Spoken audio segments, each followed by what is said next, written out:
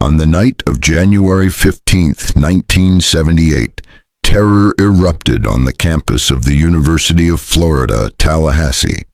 In the Chi Omega sorority house, home to 40 co-eds, a man in a black mask roamed frenziedly from room to room, striking out at the occupants with a heavy oak tree branch. In one room, Karen Chandler and Kathy Kleiner suffered severe head injuries that left them disfigured for life. In another, Margaret Bowman and Lisa Levy were similarly bludgeoned, and both were raped as they lay dying. The man then ran away. When the man ran from the sorority house at 3:15 a.m., he passed Nita Neary, who was returning from a late party.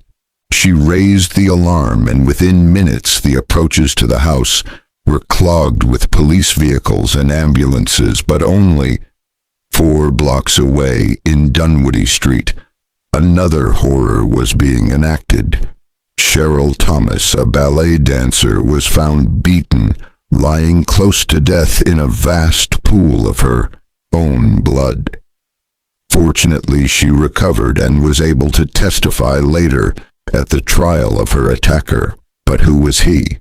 On February 6th, a man had stolen a van and driven to Jacksonville, where he had attempted unsuccessfully to abduct a schoolgirl.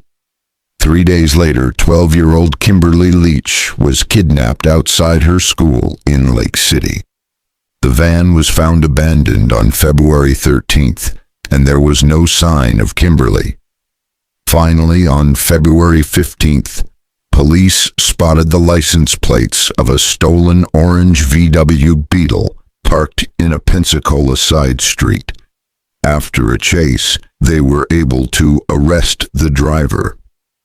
He claimed that his name was Kenneth Meisner, but the ID he produced was stolen, and his wallet was full of stolen credit cards. He eventually admitted his true name was Theodore Robert Bundy, a wanted man who had escaped from prison in Aspen, Colorado, but he denied any responsibility for the Tallahassee killings or the abduction of Kimberly Leach. Her remains were found 2 months later in a derelict pigsty. She had been raped and suffocated in the mud, her body mutilated with a knife. Ted Bundy was well known to police in several different states. He eventually confessed to between 20 and 30 murders in Washington State, Idaho, Oregon, Utah, and Colorado, but the real tally has been estimated at many more. He was born Theodore Robert Cowell in Vermont in November 1946. He never knew his father, and his mother Louise took her baby to live with her family in Philadelphia. Even at 3 years old, he was behaving oddly.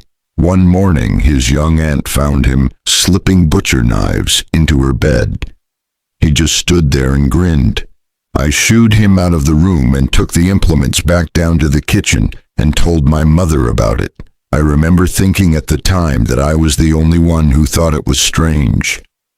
In 1950, Louise and her son relocated to Tacoma, Washington, where she married John Bundy the following year. Young Ted achieved good grades at school, although his teachers remarked on his unpredictable temper. He enrolled in the University of Washington, gaining a scholarship to Stanford University in Chinese studies and graduating in 1972 with a B.S. in psychology. Ironically, he found early employment as a psychology assistant to the County Crime Commission. Well-educated, good-looking, charming, and witty with women, Bundy was nevertheless a lethal obsessive who was building up inside to explosion point. A series of gruesome events chronicled the process. Late 1973, young Susan Clark is found badly beaten in her bed in Seattle. January 31st, 1974, Linda Healy disappears from her lodgings nearby, leaving a blood-stained nightgown and pillow. March 12, 1974. Donna Manson, 19, is last seen crossing the campus of Evergreen State College, Olympia, on her way to a jazz concert. April 17, 1974. Susan Rancourt, 18, similarly vanishes in Ellensburg. May 6, 1974. 22-year-old Roberta Parks fails to return to her dormitory at Oregon State University from an evening walk. June 1, 1974. 22-year-old Brenda Ball leaves the Flame Tavern in Seattle with an unknown man whose arm is in a sling and is never seen again. 10 days later, 18-year-old Georgianne Hawkins disappears on the way to her Seattle sorority house. March 1, 1975.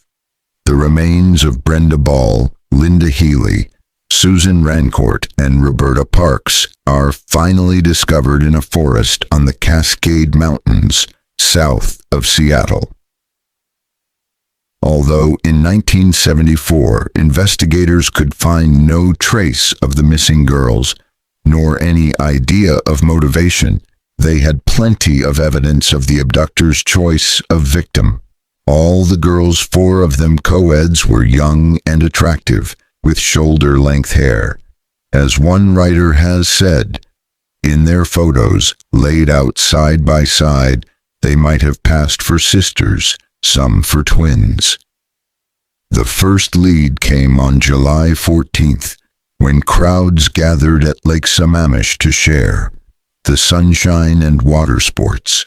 Wandering among them was a tall, good-looking young man with one arm in a sling, asking young women to give him a hand in roping his sailboat to his car. Several lucky girls refused, but at the end of the day, Janice Ott, 23, and Denise Naslund, 19, were reported missing. Some people remembered having seen the man in conversation with Janice, and one had heard him introducing himself as Ted. The police received many calls from the public naming possible suspects. In fact, they had so many calls that although Ted Bundy was among those named, the well-dressed young law student seemed the least likely killer. Then, on September 7th, a small group of hunters found a shallow grave in woods some miles from Lake Sammamish. In it there were 3 bodies reduced almost to skeletons. Only dental records identified Janice Ott and Denise Naslund. The body of the 3rd woman was never identified. On October 12th, another hunter discovered the bones of 2 more women near the Oregon border.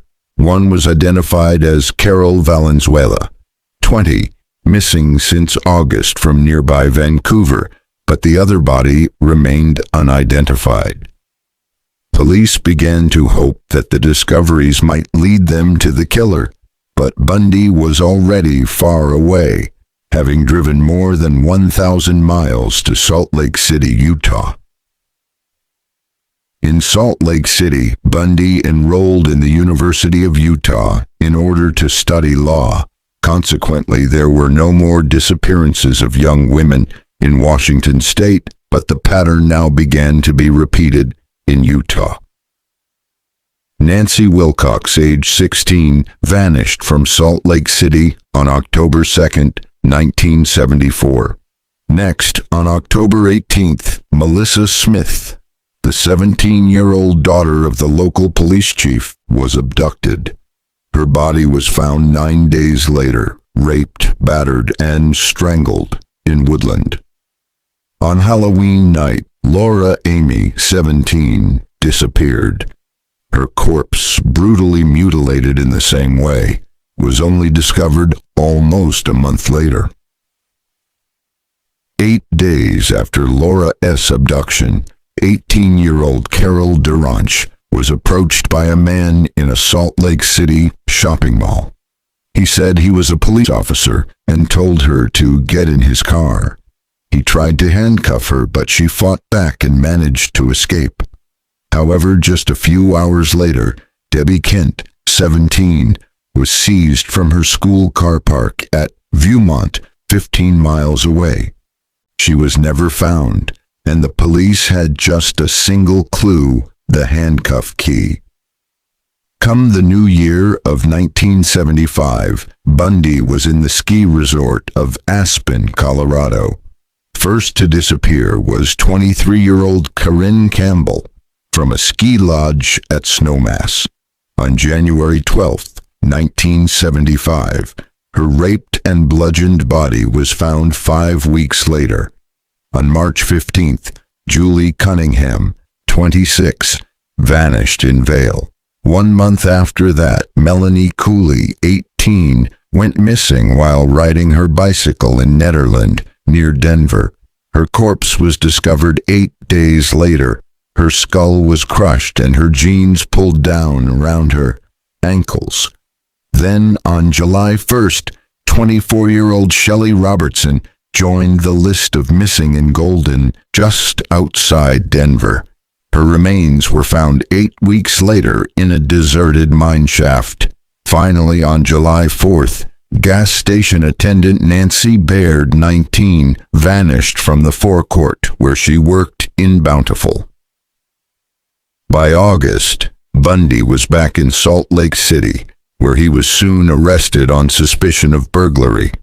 Searching his car, the police discovered handcuffs and a pair of black pantyhose with eye holes cut to make a mask. In the glove compartment were gas station receipts that linked him to a number of Colorado ski resorts.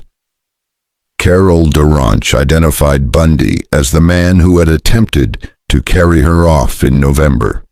As a result, he was convicted of attempted kidnapping, and in January 1977, he was extradited to the jurisdiction of Colorado to stand trial for the murder of Corinne Campbell. Held in prison in Aspen, Bundy announced that he would be defending himself and asked for permission to visit the courthouse library to read up the law. On June 7, 1977, he escaped from a third-floor window, dropping some 20 feet to the ground. He was recaptured 8 days later, but on December 31st, while still awaiting trial, he dug a hole through the ceiling of his cell and vanished into the night. 2 weeks later, he was in Tallahassee, nearly 2,000 miles away, posing as graduate law student Chris Hagen, and it was there that his final bloody orgy took place. Examination of the body of Lisa Levy, one of the girls murdered on January 15, 1978, revealed a clear bite mark on her left buttock. When Bundy had been arrested and charged, he refused to provide a dental impression. Detectives had to obtain a warrant, allowing them to use force if necessary, and Bundy reluctantly agreed. Odontologist Dr. Richard Souviron made color photographs of the uneven formation of his teeth. Bundy's trial opened in Miami on June 25, 1979. With his knowledge of law, he opted to conduct his own defense with the assistance of attorney Margaret Good. As the IUD said at the end of the trial, "You're a bright young man. You'd have made a good lawyer." In his crucial testimony, Dr. Souviron placed an acetate film of Bundy's teeth over an enlarged photograph of the bite mark and showed that they fitted exactly. Dr. Lowell Levine, chief odontological consultant to the New York Medical Examiner, agreed. The evidence was indisputable, so the jury was unanimous in finding Bundy guilty of the murder of Lisa Levy and Margaret Bowman. He was sentenced to the electric chair. As the IUD said at the end of the trial, "You're a bright young man. You'd have made a good lawyer."